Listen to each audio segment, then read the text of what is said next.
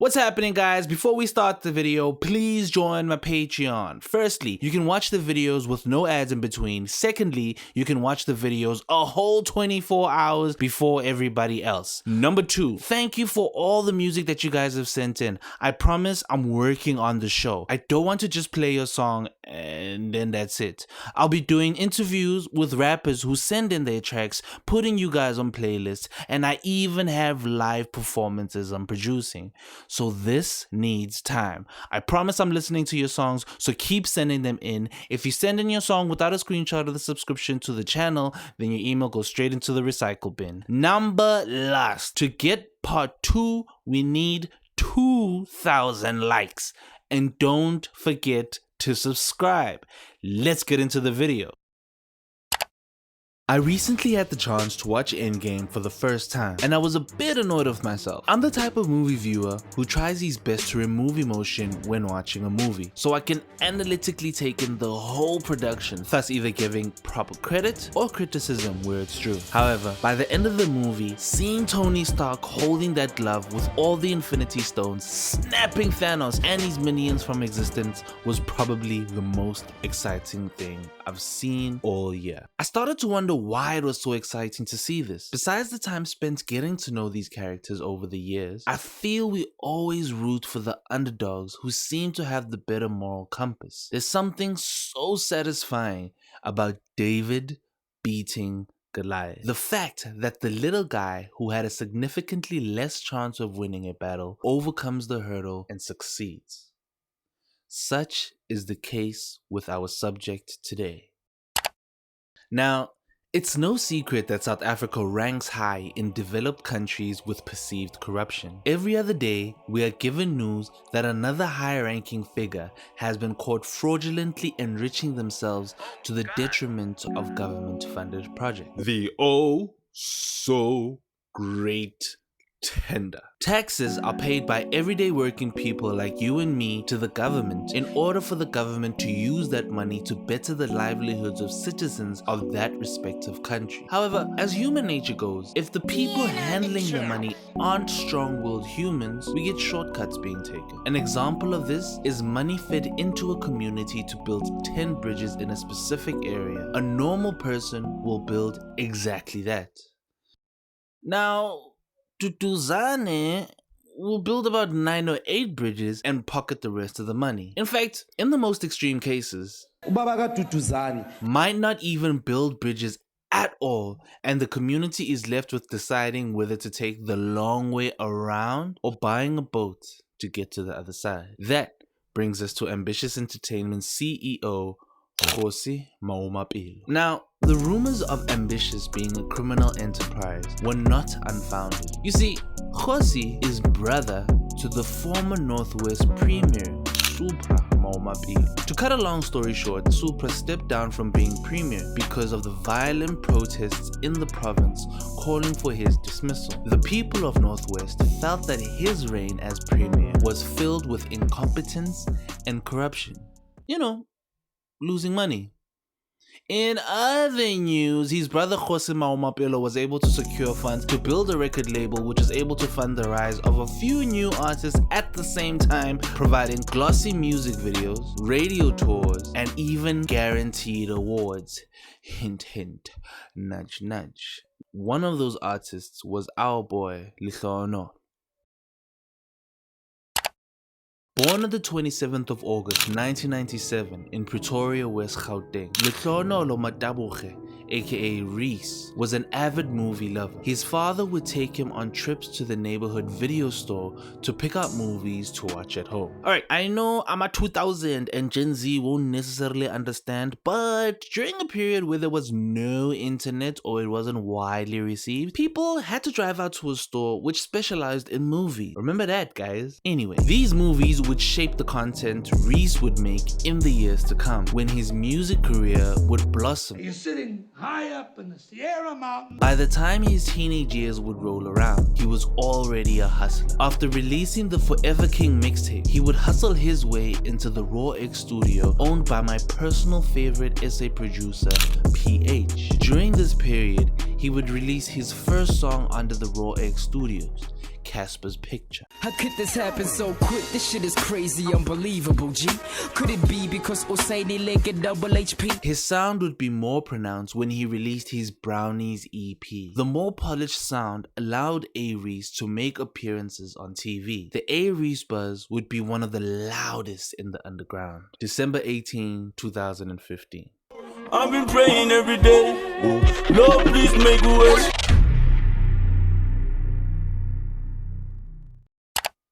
In 2015, A Reece would email Ambitiouz Entertainment looking for a record label deal. After seeing Fifi Cooper's music everywhere, Benchmark would make contact with Ambitiouz Entertainment. Through the affiliation of PJ from Benchmark being his bigger brother, Ambitiouz would email him back the next day.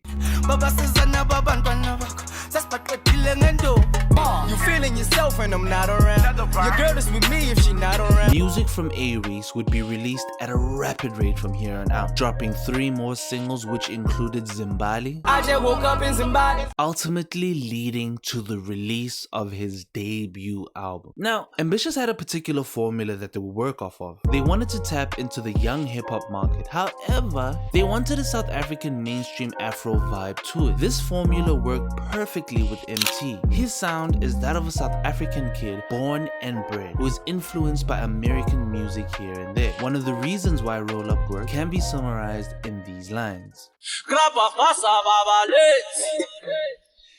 Start rolling up the gate. Here, Emtee is talking about smoking a joint. Krapa fasa is a South African slang term for crushing and rolling, while rolling up the jets is something you could find in a Wiz Khalifa record. Benchmark and Reece were both grouped into making the same kind of song. Benchmark with Bonang, Hey, Bona. and A Reece with Mngani.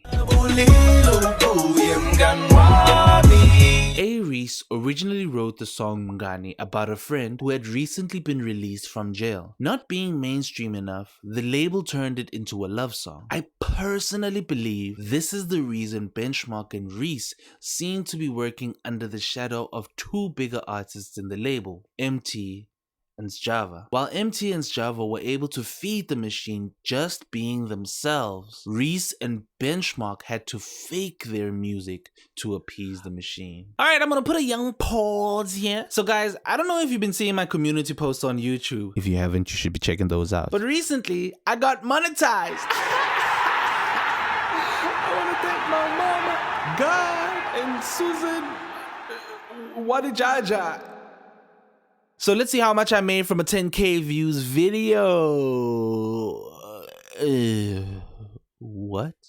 Amara Susan Wadijaja. I really work hard on these videos and I try my best to bring them to you every single week. Please join my Patreon. It's only $3 or 50 Rand. I really would appreciate it and it would really help me in allowing to spend more time researching and editing the videos for you guys. It's the first link below. Alright, let's do the due diligence now by clicking the like button. Come on, make that button blue. I'm not dropping part 2 without the 2,000 likes. Come on, come on, come on. Alright, and now let's press subscribe, the red button right there, subscribe. And finally, click the bell icon. After the release of Reece's debut album, it was clear that A Reece was not a top priority within the label. Emtee was just gifted with 4 Metro FM awards. The art needs funding to live. A gold plaque for his Avery album. And a Mercedes A45. So who did the car belong to? It belonged, I can say it belonged to the label. Fans preferred Nasty C's music over his, and as much as he had a fan base, he had no money to show for it. February 17, 2017. Fifi Cooper, Benchmark, and Reece, who were all departing from Ambitiouz Entertainment, made an almost systematic statement in tweeting out their departures from the label. The rumor mill and the blogs were in a frenzy, trying to get all the information they could, which caused the implosion of Ambitiouz Entertainment. You know this happened during the Nasty C thing, right? So after this video, I want you to click here to see how I talked about the fact that it happened on the same day that Nasty C left Free World. The instrumental, produced by Mash Beats, had a mellow vibe to it, playing keys, which made the beat almost easy for Reece to bear his heart out on the song. This was a return to the A Reece that people first heard on the Brownies EP. The song informed us on interesting facts, like the fact that the PR team were buying cars with money they earned. They were paid monthly checks for approximately $20,000, and the label were using shady tactics to withhold plaques and awards from other artists. We can collectively say that this was the beginning blocks of the A Reece cult.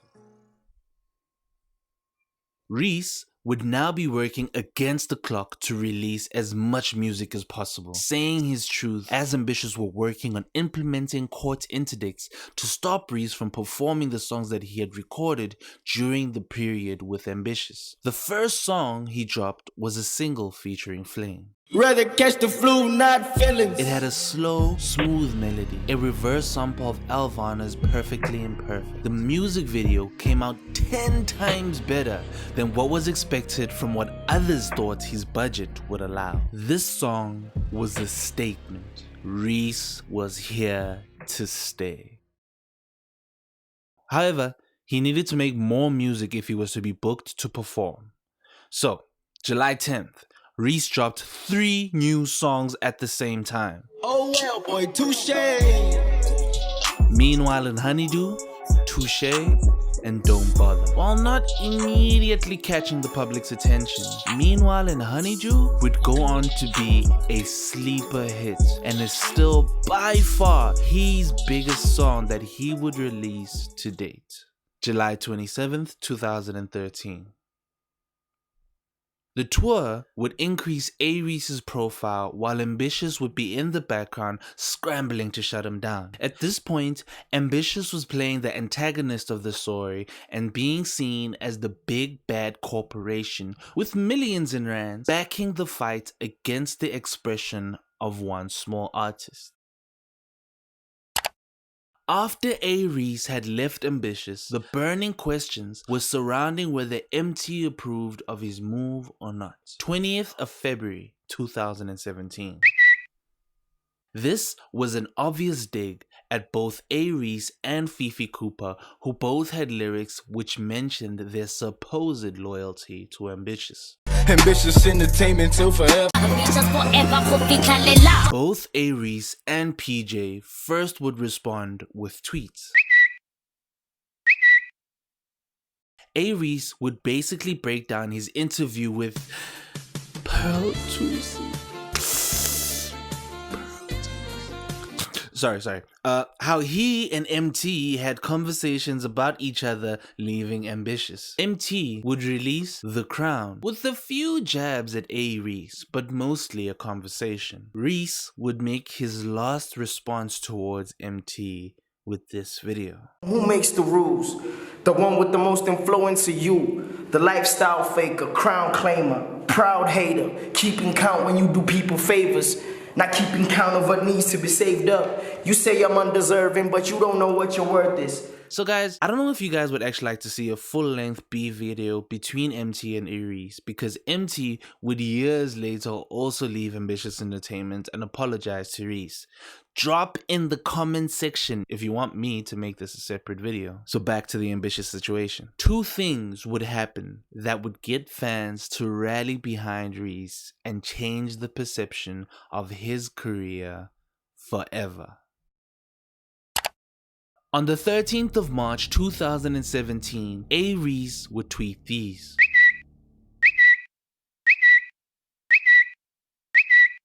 This was the first victory against Ambitiouz, with the unfortunate blackballing of Fifi Cooper on account of her not being allowed to perform her music. She would then lose out on booking, which, let's be real guys, Ambitiouz was evil for this, ne? They couldn't get Reece on the basis of withholding their music. They turned to a stunt they tried with him once before. Beef. Ambitiouz had recently signed a new artist by the name of Kid Tini, whose name was buzzing after dropping his debut single, Preach. Said swear I'm back to Kid Tini is from the same city as A Reece. Before he was signed to Ambitiouz, he had already tried to take jabs at A Reece on a song that A Reece had done by flipping it. This that nigga these haters ask about quietly, like is it him, the young king some of us haters would like to be. Study the raps, little niggas fail to pass the mic. I'm far away from home, left the bragging right. Kid Tini would mention A Reece on his first single under Ambitiouz, New School Bully. Hey, tell him it's the new school bully. I can never tie with Reece like the do screw cookie. Hold up, tie Reece, who screw cookie on baby boy, if you ain't shook, you should be. A Reece replied on a Rick feature, catching everyone off guard, only dedicating 2 lines to him. Name dropping on me for a little recognition, but it didn't really help. Tour started and I'm here hunted by promoters, you ain't even getting mail. In just these 2 lines, Reece was able to convey that no matter how much cash Ambitiouz was willing to pump into his nemesis, they still would not be able to stop his rise to stardom. February 21st, 2018. It's bully season, bitch. Kid Tini responded weeks later with a whole song titled Movie, which didn't really show awareness on Kid Tini's part. Nothing said on Tini's song addressed the allegations made by Reece on Pick You Up. The song proved Reece's points and only allowed Reece to win immediately after the release of Movie. The perceived win of A Reece versus Kid Tini was also a win against the Ambitiouz entertainment brand.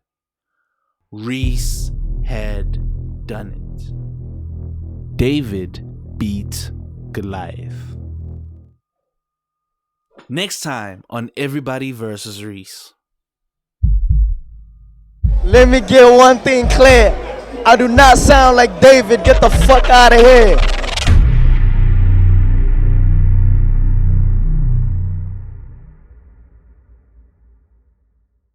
See, I done came up quietly.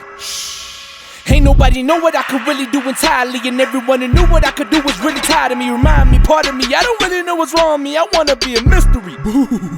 Cause you can believe that I'ma be a part of history. I'm counting on my fees like I'm money with my pistol beat. I got enemies like I'm Tupac 26 and V, and all of y'all can hit a beat.